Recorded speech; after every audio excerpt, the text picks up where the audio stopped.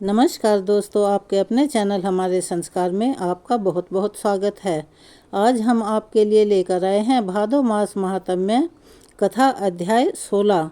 लेकिन उससे पहले आप सभी से अनुरोध है, अगर आप हमारे चैनल पर नए हैं और अभी तक आपने चैनल को सब्सक्राइब नहीं किया है तो प्लीज़ हमारे चैनल को सब्सक्राइब करें, वीडियो को लाइक करें, ज़्यादा से ज़्यादा शेयर करें ताकि इस कथा के श्रवण का लाभ और लोगों को भी मिल सके। बेल आइकन को दबाना ना भूलें ताकि हमारी आगे आने वाली वीडियो की जानकारी आपको नोटिफिकेशन के जरिए मिल जाया करे। कमेंट्स बॉक्स में जय श्री कृष्ण, राधे राधे, हर हर महादेव लिखना ना भूलें, क्योंकि आपका कमेंट्स करना हमारे लिए बहुत मायने रखता है, हमारे मनोबल को भी बढ़ाता है और उत्साहवर्धक भी होता है, जिससे कि हम आपके लिए नई नई कथा कहानियाँ लेकर आते हैं। आप पर और आपके परिवार पर परमपिता परमेश्वर की कृपा हमेशा बनी रहे। अब सुनिए आगे का वृतांत। वसुदेव जी ने चुपके से अपने बालक को यशोदा जी की शैया पर सुला दिया और कन्या को लेकर तुरंत वापस लौट आए। जब जागने पर यशोदा जी ने देखा कि मेरे तो नीलकमल के समान बहुत ही सुंदर बालक पैदा हुआ है, इससे उन्हें अपार प्रसन्नता हुई। इधर वसुदेव जी भी जब कन्या को लेकर वापस लौट कर आए और देवकी की शैया पर सुलाकर पहले की तरह ही बैठ गए। इतने में ही बालक के रोने का शब्द सुनकर पहरा देने वाले द्वारपाल अचानक उठकर खड़े हो गए। उन्होंने देवकी के संतान होने का यह समाचार कंस को सुना दिया और कंस ने भी तुरंत ही वहां पहुंचकर उस बालिका को उठा लिया। देवकी रुंधे हुए कंठ से इसे छोड़ दो ऐसे गुहार लगाने लगी और उसे रोकती ही रह गई। कंस ने उस कन्या को देखते ही देखते एक शिला पर दे मारा, किंतु वह कन्या तो आकाश में ही ठहर गई और आयुध सहित 8 बड़ी बड़ी भुजाओं वाली देवी के रूप में प्रकट हो गई। उस कन्या ने ऊंचे स्वर में अट्टहास किया, अर्थात वह जोर जोर से हंसने लगी और फिर क्रोध में आंखें लाल करके कंस से क्रोधपूर्वक कहने लगी, अरे ओ कंस, मुझे पटकने से क्या होगा? क्या लाभ हुआ? जो तेरा वध करेंगे वे तो प्रकट हो चुके हैं। देवताओं के सर्वस्वरूप वे श्री हरि पूर्व जन्म में भी तेरे काल थे और इस जन्म में भी तेरे काल हैं। इन सब बातों पर विचार करके अब तू शीघ्र ही अपने कल्याण का कोई उपाय कर। ऐसा कहकर देवी कंस के देखते ही देखते आकाश मार्ग से चली गई। उस देवी के शरीर पर दिव्य हार, दिव्य चंदन और दिव्य आभूषण शोभायमान हो रहे थे और सिद्धगण उसकी स्तुति करते थे। इसके बाद तो कंस के मन में बड़ा उद्वेग हुआ। उसने प्रलंब और केशी आदि समस्त प्रधान असुरों को बुलाकर कहा, महाबाहु प्रलंब, केशी, धनुक और पूतना, अरिष्ट आदि सभी अन्य वीरों के साथ तुम सब लोग मेरी बात ध्यान से सुनो। दुरात्मा देवताओं ने मुझे मार डालने का यत्न प्रारंभ कर दिया है, किंतु वे सभी देवता मेरे पराक्रम से भली भांति परिचित हो चुके हैं और अत्यंत पीड़ित भी हो चुके हैं। इसीलिए मैं उन्हें वीरों की श्रेणी में नहीं गिनता। दैत्य वीरों, मुझे तो कन्या की कही हुई बात आश्चर्य सी लगती है। देवता मेरे विरुद्ध प्रयत्न कर रहे हैं, यह जानकर ही मुझे हंसी आ रही है। फिर भी दैत्येश्वरों, अब हमें उन दुष्टों का और अधिक अपकार करने की चेष्टा करनी चाहिए। देवकी के गर्भ से उत्पन्न हुई बालिका ने यह भी कहा है कि भूत, भविष्य और वर्तमान के स्वामी विष्णु, जो पूर्व जन्म में भी मेरी मृत्यु का कारण बन चुके हैं, कहीं ना कहीं उत्पन्न हो चुके हैं। इसीलिए इस धरती पर बालकों के दमन का हमें विशेष प्रयत्न करना चाहिए। जिस बालक में बल की अधिकता जान पड़े उसे यत्न पूर्वक मौत के घाट उतार देना चाहिए। असुरों को ऐसी आज्ञा देकर कंस अपने घर चला गया और विरोध छोड़कर वसुदेव तथा देवकी से बोला, मैंने आप दोनों के इतने बालक व्यर्थ में ही मार डाले। मेरे नाश के लिए तो कोई दूसरा ही बालक उत्पन्न हो चुका है। अब आप लोग दुखी ना हों और शोक ना करें। शायद आपके बालकों के भविष्य में ऐसा ही लिखा था। आयु पूरी होने पर भला कौन नहीं मारा जाता। इस प्रकार सांत्वना देकर कंस ने उन दोनों के बंधन खोल दिए और उन्हें सभी प्रकार से संतुष्ट किया। इसके बाद वह अपने महल में चला गया। बंधन से मुक्त होने पर वसुदेव जी नंद जी के छकड़े के पास आए। नंद जी बड़े प्रसन्न दिख रहे थे। मुझे पुत्र हुआ है, यह सोचकर वह फूले नहीं समा रहे थे। वसुदेव जी ने भी कहा, बड़े सौभाग्य की बात है कि इस समय वृद्धा अवस्था में आपको पुत्र की प्राप्ति हुई है। अब तो आप लोगों ने राजा का वार्षिक कर चुका दिया होगा जिसके लिए यहाँ पर आए थे। वह काम पूरा हो गया है तो यहाँ किस लिए रुके हुए हो? श्रेष्ठ पुरुष को अधिक नहीं ठहरना चाहिए। नंद जी, जब कार्य हो गया है तब आप लोग यहाँ क्यों बैठे हैं? शीघ्र ही अपने गोकुल में वापस जाइए। वहाँ रोहिणी के गर्भ से उत्पन्न मेरा भी एक बालक है, उसका भी अपने ही पुत्र की तरह लालन पालन कीजिएगा। वसुदेव जी के ऐसा कहने पर नंद आदि गोप छकड़ों पर अपना सामान लादकर वहाँ से चल दिए। उनके गोकुल में रहते समय रात में बालकों की हत्या करने वाली पूतना आई। सब सोए हुए थे। वह सोए हुए कृष्ण को लेकर अपना स्तन पिलाने लगी, यानी कि अपना दूध पिलाने लगी। पूतना रात में जिस जिसके मुंह में अपना स्तन डालती थी उस बालक का शरीर क्षण भर में ही निर्जीव हो जाता था। श्री कृष्ण ने उसके स्तन को दोनों हाथ से पकड़कर खूब जोर से दबाया और क्रोध में भरकर उसके प्राणों सहित दूध पीना आरंभ कर दिया। उस राक्षसी के शरीर की नस नाड़ियों के बंधन छिन्न भिन्न हो गए और वह जोर जोर से कराहती हुई धरती पर गिर पड़ी। मरते समय उसका शरीर बड़ा भयंकर हो गया था। पूतना का चीत्कार सुनकर समस्त ब्रजवासी भय के मारे जाग उठे। उन्होंने आकर देखा पूतना मरी पड़ी है और श्री कृष्ण जी उसकी गोद में बैठे हैं। यह देखकर माता यशोदा तो डर से थर्रा उठी और श्री कृष्ण को शीघ्र ही अपनी गोद में उठाकर गाय की पूंछ घुमाने आदि के द्वारा अपने बालक के ग्रह दोष को शांत किया। नंद जी ने भी गाय का गोबर लेकर श्री कृष्ण के मस्तक पर लगाया और उनकी रक्षा करते हुए ऐसे कहने लगे, समस्त प्राणियों की उत्पत्ति करने वाले भगवान श्री हरि, जिनके नाभि कमल से संपूर्ण जगत उत्पन्न हुआ है, तुम्हारी रक्षा करें। जिनकी दाढ़ के अग्रभाग पर रखी हुई पृथ्वी संपूर्ण जगत को धारण करती है, वे वाराह रूपी केशव तुम्हारी रक्षा करें। तुम्हारे गुदा भाग और उदर की रक्षा भगवान विष्णु तथा जंघा और चरणों की रक्षा श्री जनार्दन करें, जो एक ही क्षण में वामन से विराट बन गए और तीनों पगों में सारी त्रिलोकी को नापकर तरह तरह के अस्त्र शस्त्रों से संपन्न दिखाई देने लगे। वो वामन स्वरूप भगवान तुम्हारी रक्षा करें। तुम्हारे सिर की गोविंद तथा कंठ की केशव रक्षा करें। मुख, बाहु, कोहनी के नीचे के भाग, मन और संपूर्ण इंद्रियों की अखंड ऐश्वर्यशाली अविनाशी भगवान नारायण सदैव रक्षा करें। भगवान बैकुंठ दिशाओं में, मधुसूदन विदिशाओं में, कोनों में, ऋषिकेश आकाश में और पृथ्वी को धारण करने वाले भगवान अनंत पृथ्वी पर तुम्हारी रक्षा करें। इस प्रकार नंद और समस्त गोपों द्वारा स्वस्ति वाचन होने पर बालक श्री कृष्ण को छकड़े के नीचे एक छोटे से अत्यंत सुंदर खटोले पर सुलाया गया। गोपों को मरी हुई पूतना का विशाल शरीर देखकर बड़ा भय और आश्चर्य भी हुआ। एक दिन की बात है, मधुसूदन श्री कृष्ण छकड़े के नीचे सोए हुए थे। उन्हें दूध पीने की इच्छा हुई तो उन्होंने अपने दोनों पैर ऊपर की ओर फेंकने आरंभ कर दिए। उनका एक पैर छकड़े को छू गया। उनके पैर के हल्के से आघात से वह छकड़ा उलटकर गिर गया। उस पर रखे हुए सभी मटके और घड़े आदि टूट फूट गए। उस समय समस्त गोप गोपियां हाहाकार करती हुई वहां पहुंची। उन्होंने देखा बालक श्री कृष्ण उताल सोए हुए हैं। तब गोपों ने पूछा कि जब बालक श्री कृष्ण सोए हुए हैं तो किसने उनके छकड़े को उलट दिया? वहीं पर कुछ बालक खेल रहे थे। वे कहने लगे, इसी बालक ने गिराया है। यह सुनकर गोपों के मन में बड़ा आश्चर्य हुआ। नंद जी ने बड़ा आश्चर्यचकित होकर बालक को गोद में उठा लिया।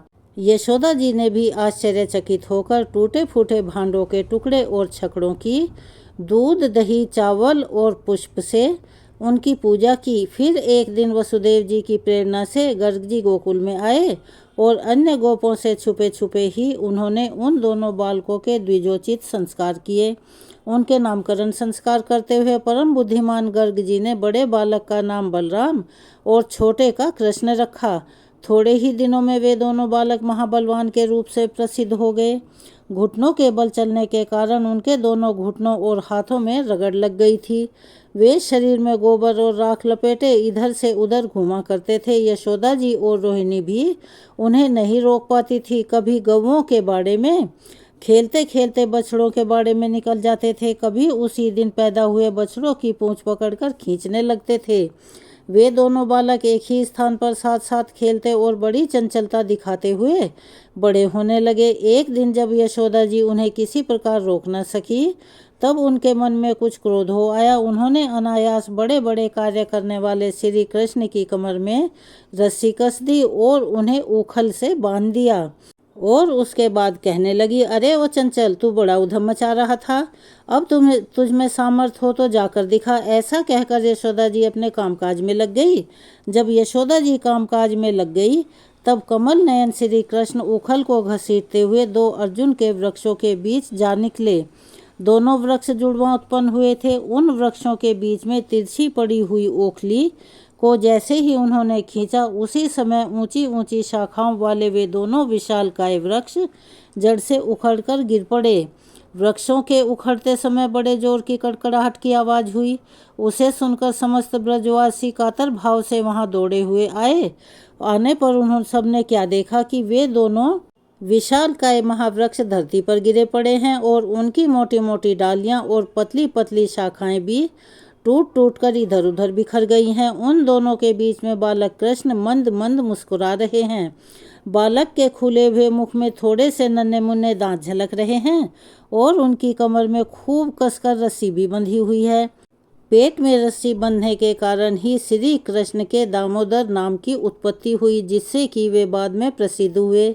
इसके बाद नंद आदि समस्त बड़े बूढ़े गोप, जो बड़े बड़े उत्पातों के कारण बहुत डर गए थे, परेशान होकर आपस में सलाह करने लगे कि अब हमें इस स्थान पर रहने की कोई ज़रूरत नहीं है, किसी दूसरे महान वन में चलना चाहिए। यहाँ नाश के हेतुभूत बहुत सारे उत्पात देखे जाते हैं, जैसे पूतना का विनाश, छकड़े का उलट जाना और बिना आंधी वर्षा के ही दोनों वृक्षों का गिर जाना आदि। इसीलिए हमें अब देर नहीं करके जल्दी ही यहाँ से वृंदावन को चलना चाहिए। जब तक कोई भूमि संबंधी दूसरा महान उत्पात ब्रज को नष्ट ना कर दे, तब तक ही हमें उसकी व्यवस्था कर लेनी चाहिए। इस प्रकार वहाँ से चले जाने का निश्चय करके समस्त ब्रजवासियों ने अपने अपने परिवार के लोगों से कहा कि जल्दी चलो, देर मत करो। फिर तो एक ही क्षण में छकड़ों पर अपना अपना सामान लादकर सभी गोप गोपियाँ वहाँ से चल दिए। बछड़ों के चारवाहे झुंड के झुंड एक साथ लेकर उन बछड़ों को चराते हुए चलते थे। ब्रज का वह खाली किया हुआ स्थान अन्न के दाने बिखरे होने के कारण क्षण भर में ही कौवे आदि पक्षियों से भर गया। लीलापूर्वक सब कार्य करने वाले भगवान श्री कृष्ण ने गौओं के अभ्युदय की कामना से अपने शुद्ध अंतकरण के द्वारा नित्य वृंदावन धाम का चिंतन किया। इसीलिए अत्यंत शुष्क ग्रीष्म काल में भी वहाँ सब और वर्षा काल की तरह नई नई घास उगाई। वृंदावन में पहुंचकर वह समस्त गोप गौओं का समुदाय चारों ओर से अर्धचंद्राकार छकड़ों की बाड़ यानी एक दीवार जैसी लगाकर बस गए। इसके बाद बलराम जी और श्री कृष्ण जी बछड़ों की चारवाही करने लगे। गोष्ठ में रहकर वे दोनों भाई अनेक प्रकार की बाल लीलाएं किया करते। मोर के पंख का मुकुट बनाकर पहनते, जंगली पुष्पों को अपने कानों में धारण करते, कभी मुरली बजाते और कभी पत्तों को लपेटकर उन्हीं के छिद्रों से तरह तरह की आवाजें निकालते थे। वे दोनों काक पक्षीधारी बालक हंसते खेलते हुए उस महान वन में विचरते रहते थे। कभी आपस में ही एक दूसरे को हंसाते हुए खेलते और कभी दूसरे ग्वाल बालों के साथ बालोचित क्रीड़ाएं करते फिरते थे। इस प्रकार कुछ समय बीतने पर बलराम जी और श्री कृष्ण जी 7 वर्ष के हो गए। जो संपूर्ण जगत का पालन करने वाले हैं, वे उस महाब्रज में बछड़ों के पालक बने हुए थे। धीरे धीरे ग्रीष्म ऋतु के बाद वहाँ वर्षा काल का समय आया। बादलों की घटा से संपूर्ण आकाश ढक गया। लगातार मूसलाधार वर्षा होने से संपूर्ण दिशाएं एक सी जान पड़ती थी। पानी पड़ने से नई नई घास उगाई। जगह जगह पर वीर बहुटियों से धरती ढक गई।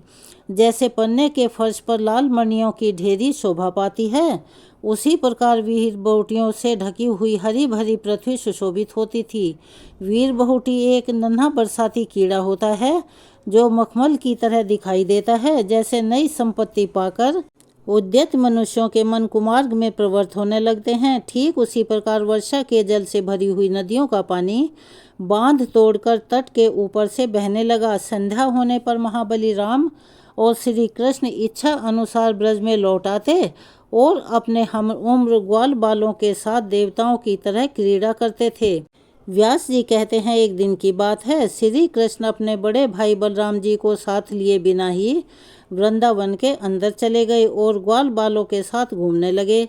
जंगली पुष्पों का हार पहनने के कारण वे बड़े ही मनोहर और सुंदर दिखाई देते थे।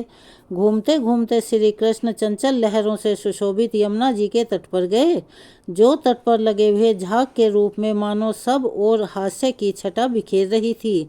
उस यमुना में एक नाग का कुंड था जो विष अग्नि के कणों से दूषित होने के कारण अत्यंत भयंकर हो गया था। श्री कृष्ण ने उस भयानक कुंड को देखा। उसकी फैलती हुई विषाग्नि से तट के बड़े बड़े वृक्ष भी जलकर भस्म हो गए थे।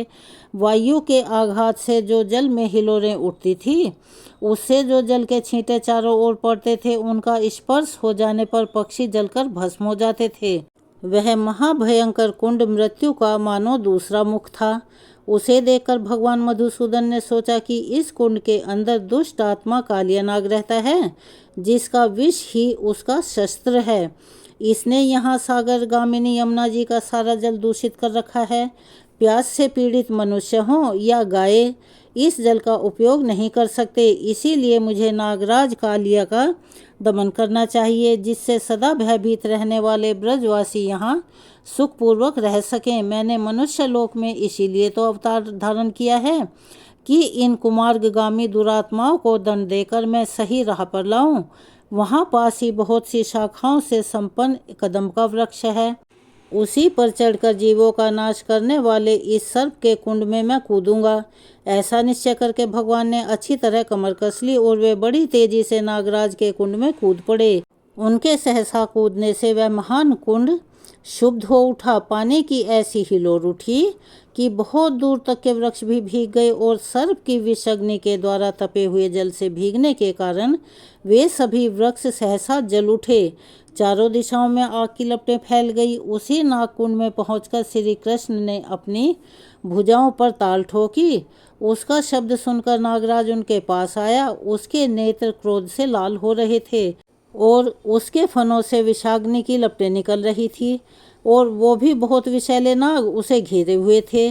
सैकड़ों नाग पत्नियां भी वहां उपस्थित थी, जो मनोहर हार पहनकर बड़ी शोभा पा रही थी। उनके अंगों के हिलने डुलने से कानों के चंचल कुंडल भी झिलमिला रहे थे। सर्पों ने श्री कृष्ण को देखते ही देखते अपने विशालकाय शरीर में लपेट लिया और वे विष की ज्वाला से भरे हुए मुखों द्वारा उन्हें डसने लगे।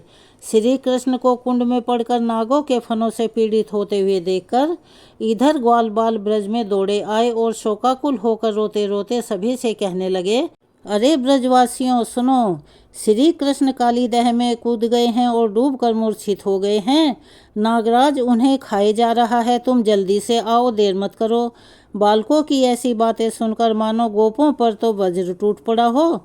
समस्त गोप और यशोदा जी आदि गोपियां तुरंत ही कालिया दह की ओर दौड़कर आई और चिल्लाने लगी, हाय हाय प्राय कृष्ण, कहाँ हो तुम। इस प्रकार विलाप करती हुई गोपियां अत्यंत व्याकुल होती और यशोदा जी के साथ ही गिरती पड़ती किसी तरह वह यमुना के किनारे पर आई। नंद गोप, अन्य गोप गण तथा अद्भुत पराक्रमी बलराम जी भी श्री कृष्ण को देखने के लिए तुरंत ही यमुना तट पर आ पहुँचे। पुत्र का व्याकुल मुख देखकर नंद गोप और माता यशोदा दोनों जड़वत हो गए। अन्य गोपियां भी शोक से आतुर होकर रोती हुई श्री कृष्ण की ओर देखने लगी। वे भय से कातर होकर गदगद वाणी में प्रेम पूर्वक बोली, हम सब लोग यशोदा जी के साथ नागराज के महान कुंड में प्रवेश करें। अब ब्रज में लौटना हमारे लिए उचित नहीं है। भला सूर्य के बिना दिन और चंद्रमा के बिना रात कैसी? दूध के बिना गौवें और श्री कृष्ण के बिना ब्रज किस काम का? हम श्री कृष्ण के बिना गोकुल में वापस नहीं जाएंगी। गोपियों के ऐसे वचन सुनकर रोहिणी नंदन महाबली बलराम ने देखा कि गोपगण बहुत दुखी हैं, उनकी आंखें आंसुओं से भीगी हुई हैं। नंद जी भी पुत्र के मुख पर दृष्टि लगाए अत्यंत कातर हो रहे हैं और यशोदा जी भी अपनी सुध बुध खो बैठी हैं। तब उन्होंने अपनी संकेतमयी भाषा में श्री कृष्ण को उनके महात्म्य और अवतरण का स्मरण दिलाते हुए कहा, हे देव देवेश्वर, तुम क्यों इस प्रकार मानव भाव व्यक्त कर रहे हो? क्या तुम इस बात को नहीं जानते कि तुम इन मनुष्यों से अलग साक्षात परमात्मा हो? तुम इस जगत के केंद्र हो, देवताओं का आश्रय भी तुम ही हो। तुम ही त्रिभुवन की सृष्टि पालन और संहार करने वाले योगमयी परमेश्वर हो। हम दोनों इस समय यहाँ अवतरित हुए हैं। इस व्रज में यह गोपियाँ ही हमारे बंधु बांधव हैं और यह सब के सब तुम्हारे लिए दुखी हो रहे हैं। फिर क्यों तुम अपने इन बंधुओं की अपेक्षा करते हो? तुमने मनुष्य भाव अच्छी तरह दिखा लिया, बालोचित चंचलता दिखाने में भी तुमने कोई कमी नहीं की। अब यह खेल रहने दो और दांतों से ही अस्त्र शस्त्रों का काम लेने वाले इस दुरात्मा नाग का दमन कर दो। बलराम जी के द्वारा इस प्रकार याद दिलाए जाने पर श्री कृष्ण के होंठ मंद मुस्कान से खिल उठे। उन्होंने अंगड़ाई लेकर अपने शरीर को सांपों के बंधन से छुड़ा लिया और दोनों हाथों से उसके बीच के फन को नीचे झुकाकर खुद भी उसी पर चढ़ गए और बड़ी तेजी से पैर चलाते हुए नाचने लगे। श्री कृष्ण के चरणों के आघात से उस कालिया नाग के फन में कई घाव हो गए थे। जिस भी फन को वह ऊपर उठाता, भगवान श्री कृष्ण उसी फन पर अपने पैर को रखकर उसे झुकाकर नीचे दबा देते थे। श्री कृष्ण के द्वारा कुचले जाने से नाग को चक्कर आने लगा। वह मूर्छित होकर डंडे की तरह पथ पर गिर पड़ा। उसके मस्तक और गर्दन टेढ़े हो गए थे। मुख से रक्त की अविरल धारा बह रही थी। यह देखकर नागराज की पत्नियां भगवान मधुसूदन की शरण में गई। नाग की पत्नियां बोली, हे देव देवेश्वर, हमने आपको पहचान लिया। आप सबके ईश्वर और सबसे उत्तम हैं। अचिंत्य परम ज्योति स्वरूप जो ब्रह्म हैं, उसी के अंशभूत आप परमेश्वर हैं। देवता भी जिन स्वयंभू प्रभु की स्तुति करने में समर्थ नहीं हैं, उन्हीं के स्वरूप का हम जैसी साधारण स्त्रियां भला कैसे कर सकती हैं? संपूर्ण पृथ्वी, आकाश, जल, अग्नि, वायु रूप यह ब्रह्मांड, जिनके छोटे से अंश का भी अंश है, उस भगवान की स्तुति हम कैसे कर सकती हैं? हे जगन्नाथ, हम बड़े कष्ट में पड़ गई हैं। आज हम पर आप कृपा करें। नाग की ऐसी हालत हो गई थी और लग रहा था कि नाग प्राण त्यागना चाहता है। तभी उन नाग पत्नियों ने कहा, हे नाथ, हमें पति की भिक्षा दें। प्रभु उनके इस प्रकार स्तुति करने पर कालिया नाग को कुछ आश्वासन मिला। हालांकि उसका शरीर अत्यंत शिथिल हो गया था, फिर भी किसी प्रकार वह धीरे धीरे बोला, हे देवादिदेव, मुझ पर प्रसन्न हो। आप में अणिमा आदि 8 ऐश्वर्य स्वाभाविक हैं। आपसे बढ़कर अन्य कहीं भी उनकी स्थिति नहीं है। ऐसे आप परमेश्वर की भला क्या स्तुति कर सकूँगा? आप पर हैं। पर अर्थात मूल प्रकृति के भी आदि कारण हैं। पर की प्रवृत्ति भी आपसे ही जुड़ी हुई है। परात्मन, आप पर के भी पर हैं। फिर भी मैं कैसे आपकी स्तुति कर सकता हूँ? हे ईश्वर, आपने जाति, रूप और स्वभाव से मुझे जैसा बनाया है, उसके अनुसार ही मैंने यह कोशिश की है। देव, अगर इन सब के विपरीत मैं कोई चेष्टा करूं तो मुझे दंड देना उचित हो सकता है, क्योंकि आपका ऐसा ही आदेश है। फिर भी आप जगत के स्वामी हैं। आपने मुझको जो दंड दिया है उसे मैंने सहज स्वीकार किया, क्योंकि आपसे मिला हुआ दंड भी वरदान का स्वरूप है। अब मेरे लिए दूसरे वर की कोई आवश्यकता नहीं है। हे अच्युत, आपने मेरे बल का नाश किया, मेरे विष को भी हर लिया और पूर्ण रूप से मेरा दमन भी कर दिया। अब एकमात्र यह जीवन रह गया है, उसे तो छोड़ दीजिए प्रभु, और कहिए मैं आपकी क्या सेवा करूं? तब श्री भगवान बोले, हे सर्प, तुम्हें यहाँ यमुना जल में बिल्कुल नहीं रहना चाहिए। अपने भ्राताओं और परिवार के साथ समुद्र के जल में चले जाओ। हे नाग, तुम्हारे मस्तक पर मेरे चरण चिन्ह देकर नागों के शत्रु गरुड़ भी तुम पर कभी प्रहार नहीं करेंगे। ऐसा कहकर भगवान श्री हरि ने नागराज को छोड़ दिया। वह भी श्री कृष्ण को प्रणाम करके समुद्र की तरफ चला गया। उसने सबके देखते ही देखते सेवक, संतान, बंधु बांधव और पत्नियों के साथ सदा के लिए वह कुंड त्याग दिया। कालिया नाग के चले जाने पर गोपों ने दौड़कर श्री कृष्ण को छाती से लगा लिया, मानो वे मरकर पुनः लौट आए हों। उनकी आंखों से आंसू निकलकर श्री कृष्ण के मस्तक पर गिरने लगे। कुछ गोप विस्मित होकर श्री कृष्ण की स्तुति करने लगे। यमुना जी का जल विष से रहित हो गया।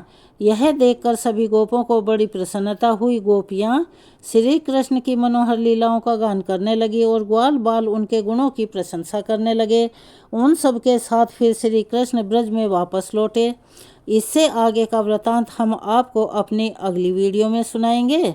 तब तक के लिए आप इंतज़ार कीजिए। अगर आप हमारे चैनल पर नए हैं और अभी तक चैनल को सब्सक्राइब नहीं किया है तो आप सभी से विनती है कि प्लीज़ हमारे चैनल को सब्सक्राइब करें, वीडियो को लाइक करें, ज़्यादा से ज़्यादा शेयर करें ताकि इस कथा के श्रवण का लाभ और लोगों को भी मिल सके।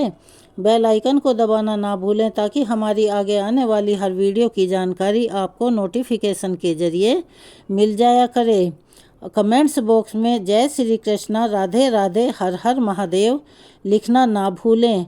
एक आपका किया हुआ कमेंट हमें पढ़ने में बहुत अच्छा लगता है और हमारे उत्साह को भी बढ़ाता है, जिससे उत्साहित होकर हम आपके लिए और कथाएं लेकर आते हैं।